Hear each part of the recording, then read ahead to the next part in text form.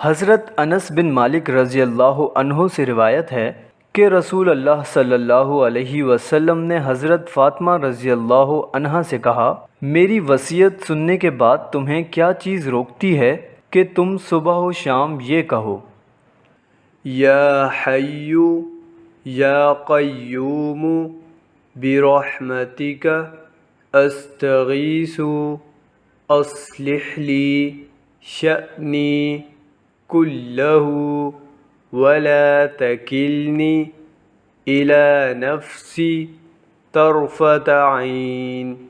ترجمہ: اے زندہ اور قائم رہنے والے، تیری رحمت کے سبب سے فریاد کرتا ہوں کہ میرے سب کاموں کی اصلاح فرما دے، اور پلک جھپکنے تک کے لیے بھی مجھے میرے نفس کے حوالے نہ کر۔ صبح و شام ایک بار۔ المستدرک للحاکم، جلد 24، 2044۔ حسن۔